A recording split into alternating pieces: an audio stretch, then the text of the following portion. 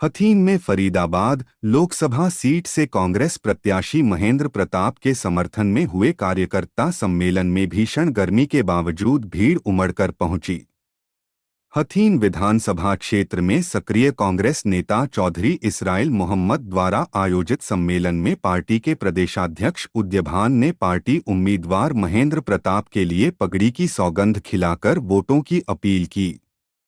इस अवसर पर वरिष्ठ नेता दिनेश शर्मा घररोट में 51,000 की नोटों की माला पहनाकर महेंद्र प्रताप का स्वागत किया। कार्यक्रम में प्रदेशाध्यक्ष उद्यभान ने भाजपा पर हमला बोला और कहा कि हरियाणा की 10 की 10 लोकसभा सीट इंडिया गठबंधन जीत रहा है, देश में इंडिया गठबंधन की जीत होगी। फरीदाबाद लोकसभा सीट से कृष्णपाल गुर्जर कई लाख वोटों से चुनाव हार रहे हैं। कांग्रेस प्रदेश अध्यक्ष उद्यभान ने कहा कि भाजपा लोकतंत्र को खत्म करना चाहती है, इसलिए यह चुनाव तानाशाहों को देश की सत्ता से बाहर करने और लोकतंत्र को बचाने का चुनाव है। भाजपा की हवा अब खत्म हो चुकी है। करनाल से विधानसभा चुनाव भी कांग्रेस जीत रही है। हमारे पास पीएम के कई फेस हैं। राहुल गांधी ईमानदार और निडर चेहरा है। मोदी जी साउथ में साफ हैं, नॉर्थ में हाफ हैं और भाजपा का ग्राफ गिर चुका है। उद्यभान ने कहा है कि कांग्रेस ही सही मायनों में हर वर्ग के हितों की पार्टी है, जबकि भाजपा ने गरीबों के हकों पर कुठाराघात किया है।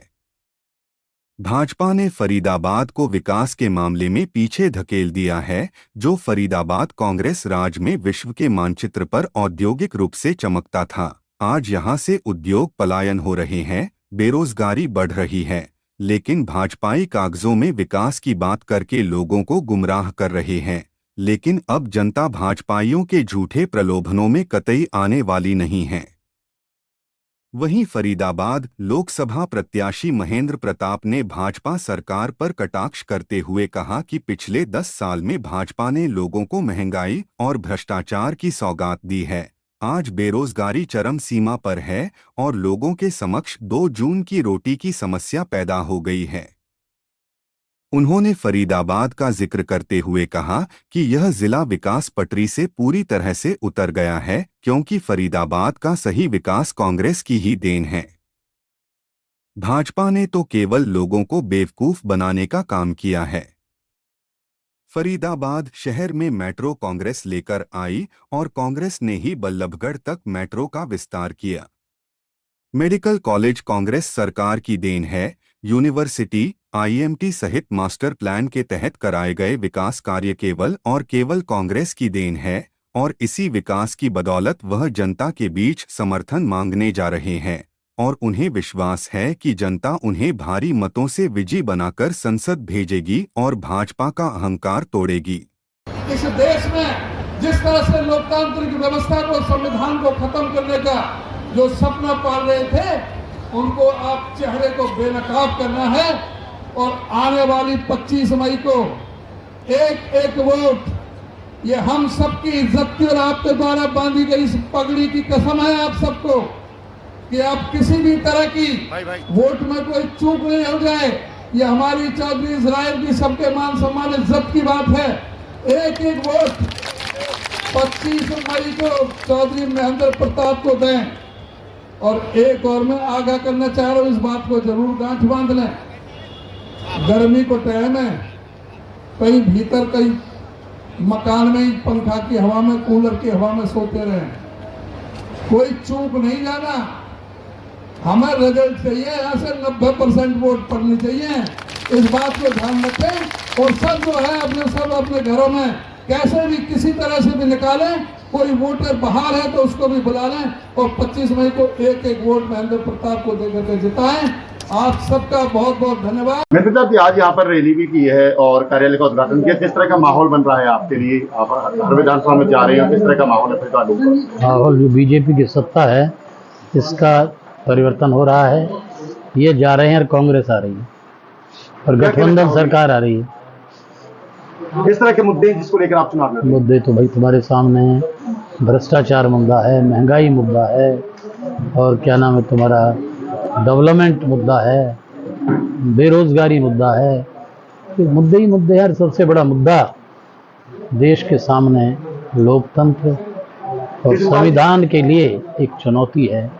और इससे भी खतरनाक क्या है, सामाजिक सद्भाव इस देश में बिगड़ रहा है, जो देश के लिए अच्छा सिम्टम नहीं।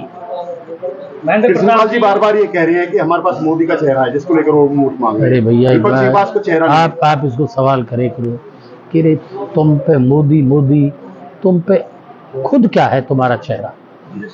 तुम उसी के नाम से खाओगे। फिर मोदी जी की अगर पॉलिसीज पे बात करो तो फिर उस पर ही बहस कर लो। अगर सही मानों में देखो तो आप तो मोदी जी की पॉलिसी भी खुल रही है सारी के सारी। अब क्या हो रहा है, देश कहाँ खड़ा है, कहाँ पहुँचा है, देश के ऊपर कर्ज की क्या स्थिति है, डेवलपमेंट की क्या स्थिति है। ये कहना हमने कौन सी बना दी, वो सड़क हाईवे कौन कौन से है, तो जो क्या क्या ये बना देते हैं। इनका आम आदमियों पे इतना ही प्रभाव है कि ट्रांसपोर्टेशन से माल की आवाजाही, इसका ही फर्क है बस, लेकिन और क्या है। बाकी डेवलपमेंट तो भैया कांग्रेस शासन में हुई है। मेट्रो यहाँ हुई, एलिवेटेड रोडों की शुरुआत यहाँ हुई, यूनिवर्सिटियाँ यहाँ हुई, मेडिकल कॉलेज यहाँ हुए, तकनीकी कॉलेज यहाँ खुले, इतनी डेवलपमेंट हुई है बेहताशा। तो डेवलपमेंट के लिहाज से भी ये डेवलपमेंट भी एक विषय है। फरीदाबाद जिले को यहाँ नहीं है, वहाँ जाके देखिए। जिस फरीदाबाद के लिए था कि फरीदाबाद को एक स्मार्ट सिटी जो है फरीदाबाद, वहाँ जाके देखो कबाड़ सिटी बन रहा है। वहाँ की जनता कह रही है, मैं नहीं कह रहा। भ्रष्टाचार के आरोपों में कितनी सच्चाई है? सारी सच्चाई है।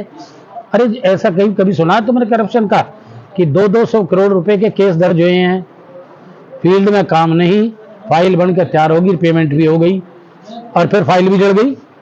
इससे बड़ा करप्शन क्या है? तो तुम ही अब इनके लिए आवाज मीडिया को भी उठानी चाहिए।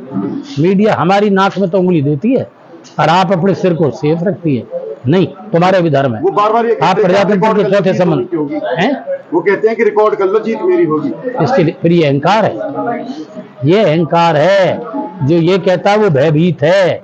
और ये भी देख लेना, अगर ये है तो वो हारा हुआ पड़ा, ये समझ लेना तुम। ये तो जनता के अंदर कंठ चल रहा है यार। भाजपा के पुराने साथी विधायकों छोड़ कर भाग रहे, कांग्रेस के की बात है जी। भाजपा के जो पूर्व विधायक नेता है वो आपका समर्थन कर रही है, आपके लिए आ रहे हैं। देखो सुनिए, इसके पीछे कारण देखो सुनो, ये मैं नहीं जानता और वो कर रहे हैं तो फिर मैं उनका धन्यवादी हूँ। और वो मेरिट पर कर रहे हैं। मेरिट का मतलब समझते हो ना, कि दोनों पक्षों का तुलना कर रहे हैं और मेरिट पे महेंद्र प्रताप को दे रहे हैं। क्या आपको लगता है ईमानदारी पर आपको वोट मिलेगा? आपकी ईमानदारी पर जनता वोट करेगी? मुझे क्या, सबको ही ईमानदारी की कीमत जनता करती है और हमें ईमानदारी की तपस्या सबको ही करनी चाहिए। तो साख आदमी का चेहरा, तो उसकी ईमानदारी, उसकी कैपेबिलिटी, वो सबसे ज्यादा काउंट करती है। साहब क्या कहोगे, आज यहाँ पर पहुंचे हैं, हकीम में तो रैली हुई है। अब देख लो कि कार्यकर्ता सम्मेलन बुलाया था, विशाल रैली में परिवर्तित हो गई। तो यहाँ पर 15,000-20,000 आदमी इकट्ठा है, तो इतना जोश और लोगों में उमंग है कि कांग्रेस पार्टी का प्रत्याशी कई लाख वोटों से फरीदाबाद में जीतने जा रहा है और हम 10 की 10 लोकसभा सीट जीतने जा रहे हैं।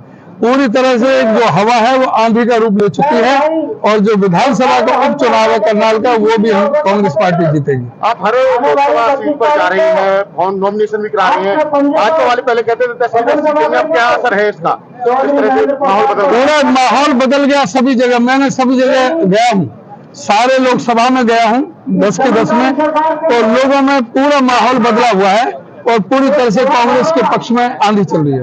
जो कृष्णपाल गुर्जर 10 लाख वोटों से ज्यादा जीतने का दावा करता था, और किस तरह की हालत होने वाली है यहाँ पे?